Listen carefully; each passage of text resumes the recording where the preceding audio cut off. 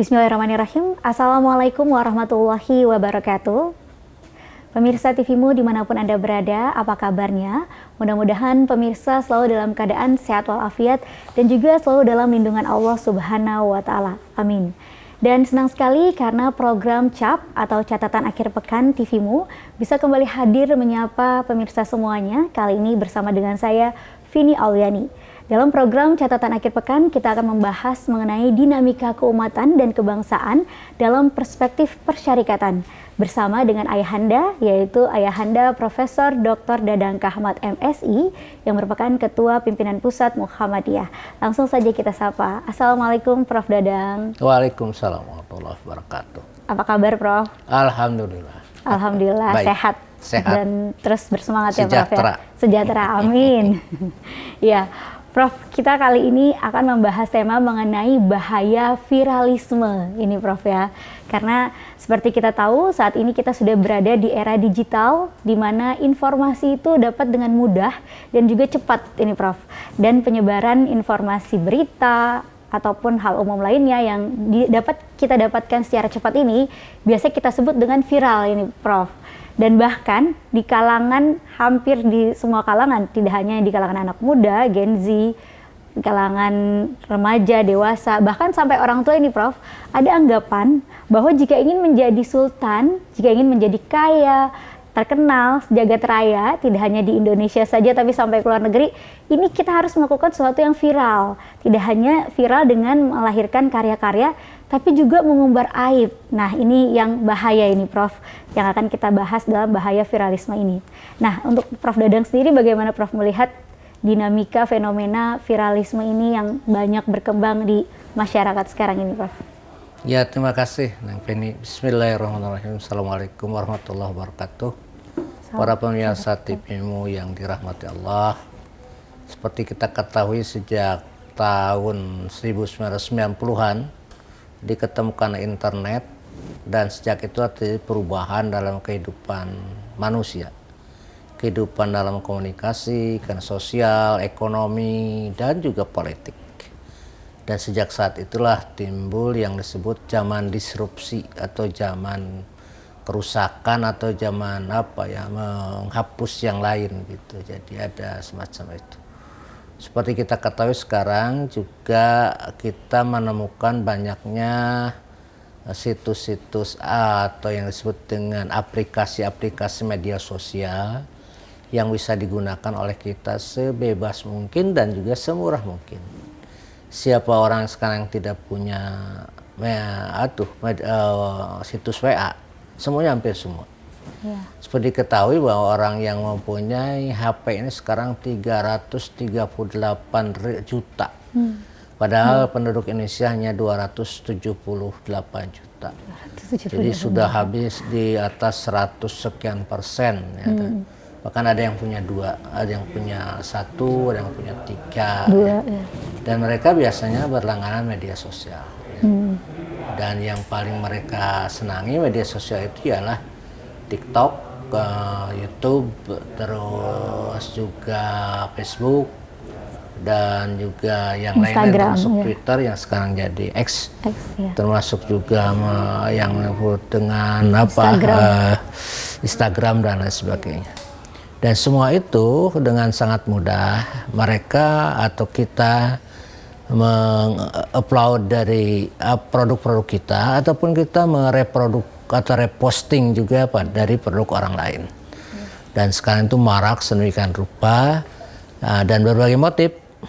Ada yang motif untuk dapat bisnis, keuangan karena dari media-media sosial atau tayangan-tayangan yang banyak ditonton itu akan menghasilkan iklan, dan iklan itulah yang merupakan penghasilan sehingga banyak anak muda sekarang tidak mau lagi berusaha yang memakai tenaga yang keras, tetapi mereka cukup menjadi konten kreator dari media sosial.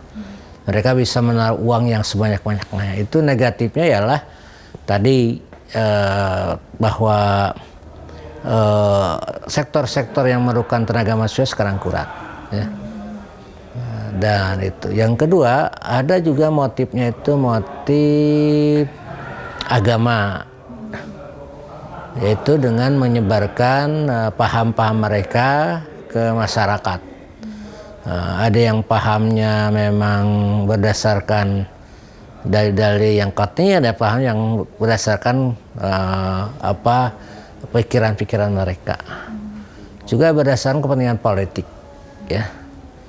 Kepentingan politik seperti sekarang zaman menjelang pemilu atau zaman mendekati pemilihan umum, maka terjadi semacam penyebaran konten-konten yang berbau politik, saling mempengaruhi satu sama lain, saling menjelekkan satu sama lain.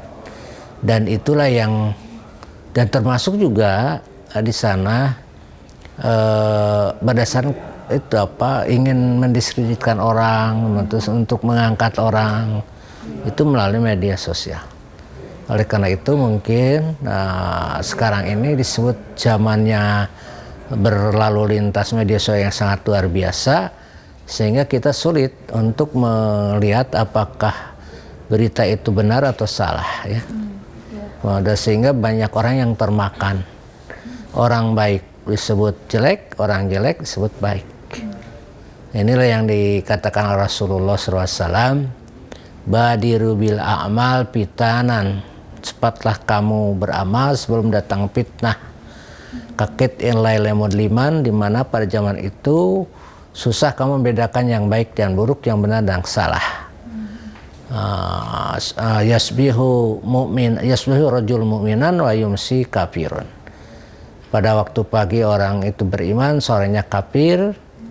Wa yumsi mu'minan wa yusbihu kafiran. Sorenya mukmin, paginya kafir. Badiu yabi'u dinahu bi'arid dunya. Mereka menjual agama untuk kehidupan dunia. Jadi sekarang ya, kesulitan kita membedakan yang baik dan yang buruk. Kecuali orang-orang yang memang mau berpikir secara rapih, mereka mencari semacam berita pembanding di media-media mainstream, apakah berita yang saya terima itu benar atau salah, gitu. Itu baru orang yang mau seperti itu. Tapi kebanyakan masyarakat kita kan kekurangan daya pilih, daya pikirnya. Mereka banyak menerima apa yang ada dalam media sosial itu. Baik, ya. Biasanya mereka langsung reaktif, ya, langsung ditelan mentah-mentah tanpa di cross check terlebih dahulu sumbernya, kebenarannya. Baik, Prof. Jadi itu tadi ternyata banyak motif, ya, masyarakat sekarang ini di era disrupsi itu memviralkan sesuatu dari motif untuk ekonomi, motif politik, dan lainnya, di mana ini kita harus bisa mengantisipasinya juga agar kita bisa membedakan ini apakah ini benar berita hoax ataupun berita yang benar-benar nyata, begitu ya, Prof, ya. Baik, kita akan kembali membahas lebih dalam mengenai bahaya viralisme dalam catatan akhir pekan Prof Dadang dan juga pemirsa. Namun kita simak dulu pesan-pesan yang mau lewat berikut ini. Pemirsa TVMU, kembali lagi dalam catatan akhir pekan, kali ini dengan tema bahaya viralisme.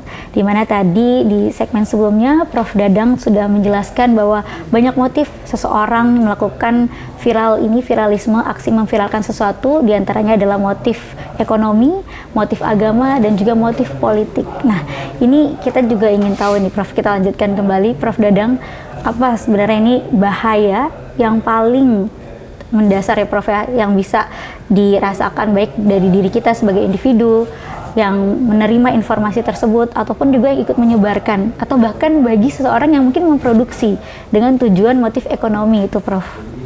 Ya, saya kira kita kan oleh agama diajari, ya, bahwa kita harus jujur, berkata yang baik, ya. Pakul mangkana yuminu billahi wal yakul khairan aw liyasmut. Kalau kamu beriman pada Allah dan akhir, maka berkatalah yang baik, awliyasmut, atau diam. Ya, oleh karena itu mungkin ini sekarang ini zamannya zaman yang tidak lagi terkontrol.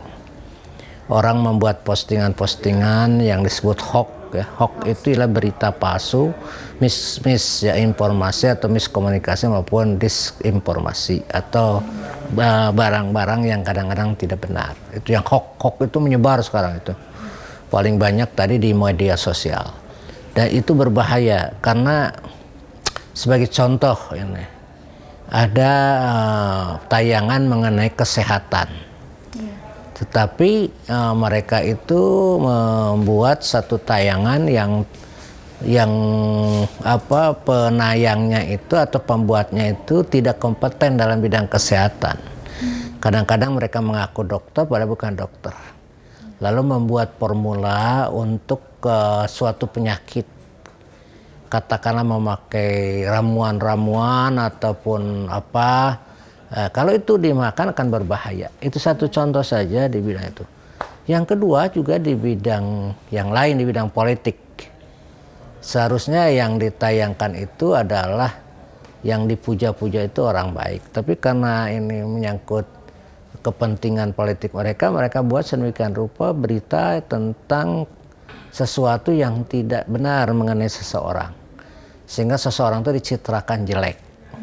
Sebaliknya, orang yang jelek, dia poles sedemikian dengan berita, maka dicitrakan menjadi baik. Nanti kalau orang yang jelek terpilih, kan itu berbahaya bagi kita. Termasuk yang lain-lain di sini itu bidang agama. Kalau agama itu disajikan tanpa dalil, tanpa alasan yang kuat, dan itu dipraktekkan oleh orang-orang, maka itu berbahaya. Contoh, ada orang bersuci harus dengan cara yang sangat ekstrim. Harus telunjuk dimasukkan ke liang dulu dikit, itu kan berbahaya. Dan termasuk yang lain-lain ya. Oleh karena itu ini berbahaya. Viral ini kalau kita tidak seleksi dengan benar ya. Dan hoax itu akan menjadi bumerang bagi kita semua. Itu viral, bahayanya viral. Baiknya ialah kalau memang yang diviralkan itu konten-konten positif tentang ajakan berbuat baik, ajakan untuk takwa, ajakan untuk supaya kita menjadi orang yang banyak beramal, itu yang baik sekira. Ya, tidak semua yang diviralkan itu jelek dan tidak semua yang diviralkan itu baik. Ada yang jelek, ada yang baik. Ya. Oleh karena itu mungkin kita perlu ada edukasi pada masyarakat tentang hal itu. Muhammadiyah sudah membuat buku yang disebut Fikih Informasi. Itu panduan kepada masyarakat untuk selektif terhadap menerima berita-berita. Dan Allah Subhanahu wa taala mengingatkan pada kita ya dalam surat An-Nur itu. Surat An-Nur ayat 11 sampai 20 itu mengingatkan kita untuk bahayanya kita tidak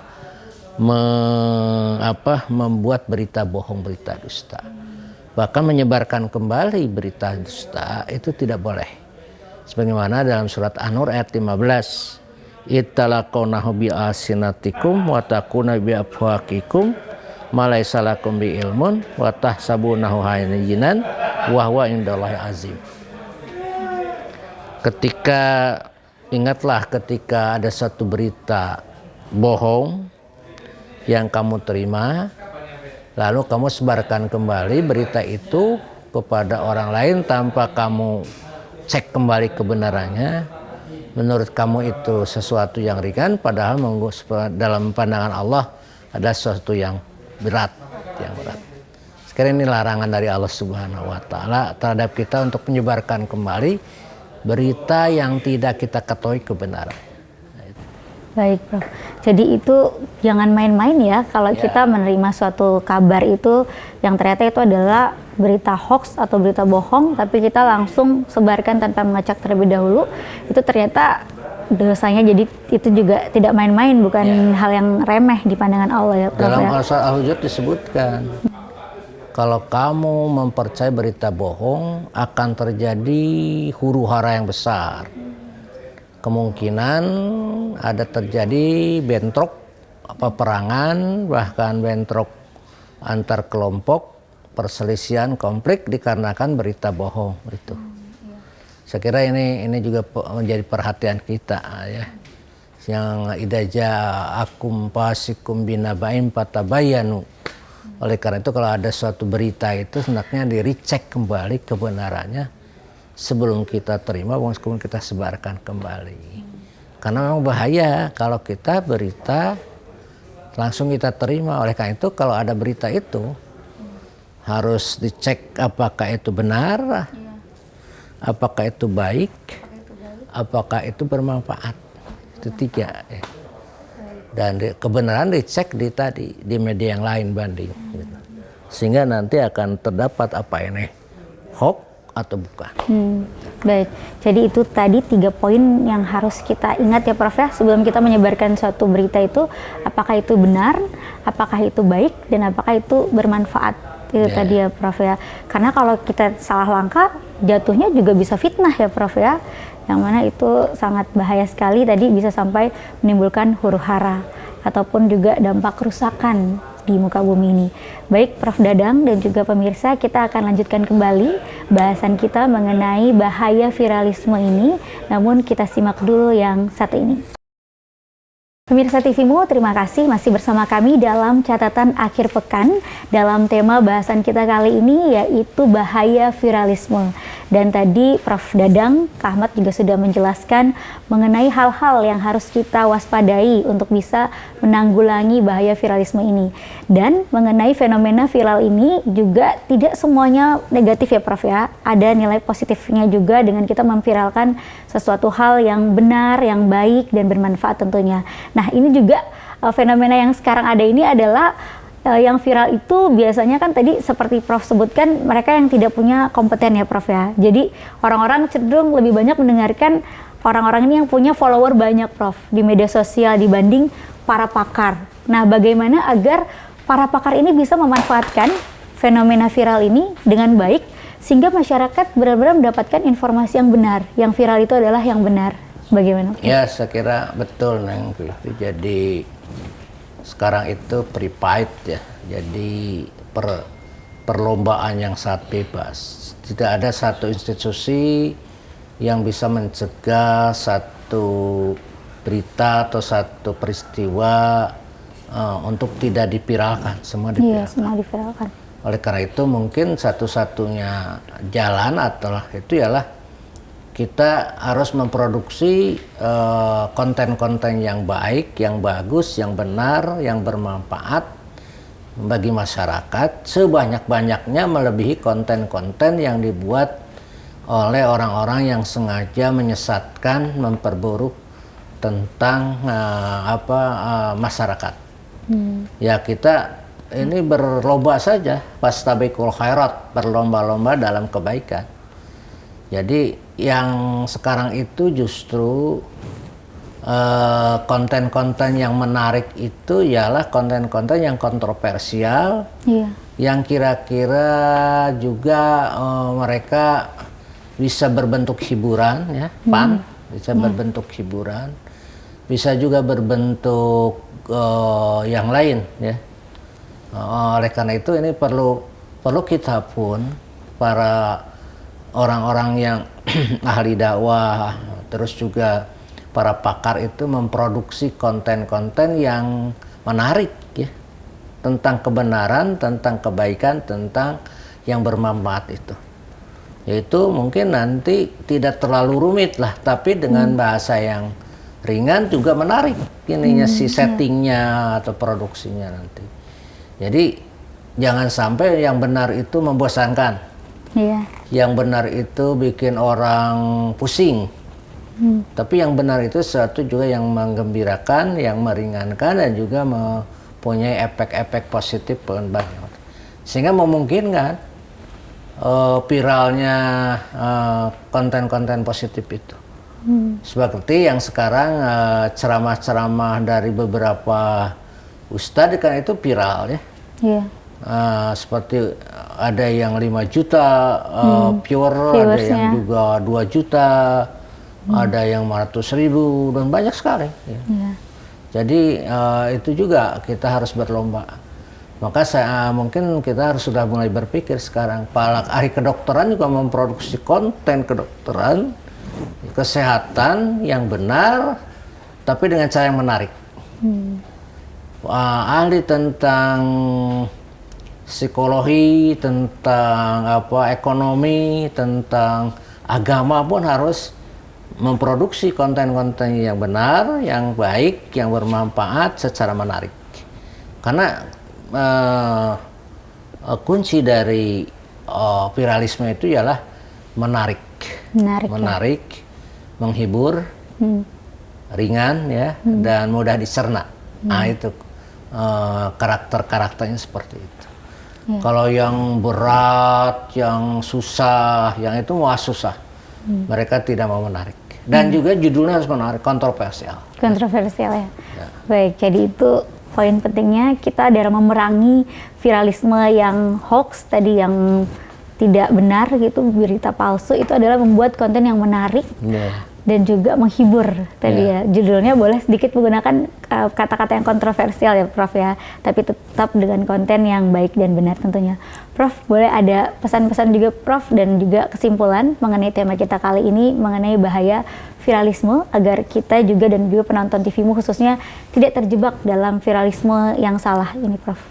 Ya, saya mohon kita mengajak kepada organisasi Islam ya, organisasi massa Islam seperti Muhammadiyah NU memproduksi konten-konten positif tentang dakwah, tentang tuntunan agama yang menarik, yang ringan, benar maupun yang bermanfaat bagi masyarakat. Dan kita jangan kalah dengan produk-produk atau mereka yang konten kreator yang berisi dengan siaran-siaran yang negatif. Besok kita ingin mengimbangi itu. Yang kedua, kepada masyarakat berhati-hati karena jangan sampai kita itu masuk neraka gara-gara dari konten yang kita buat atau konten yang kita sebarkan. Oleh karena itu jangan gampang untuk menyebarkan konten-konten yang kira-kira isinya tidak kita ketahui kebenarannya. Yang kan itu tadi diancam oleh Allah dalam surat An-Nur ayat 15 itu. Silakan Bapak dan Ibu para pemirsa membaca kembali surat An-Nur ayat 11 sampai ayat 20. Itu berisi pesan ancaman Allah tentang berita bohong, hoax, tentang penyebaran berita bohong, tentang pembuat berita bohong dan lain sebagainya. Karena mereka pun menginginkan kehancuran masyarakat ya. Oleh karena itu berhati-hati jangan sampai kita nanti berhubungan dengan pengadilan, karena semua inna sam'a wal absor wal afidah kullu anhu kana mas'ula. Pendengaran, penglihatan, terus hati kita, termasuk yang kita keluarkan, perkataan yang kita keluarkan, itu mas'ula akan mintai pertanggungjawaban oleh Allah Subhanahu wa Ta'ala. Oleh itu wala taqfu ma laysa laka bi ilmun. Jangan kamu ikuti yang kita tidak ketahui kebenarannya.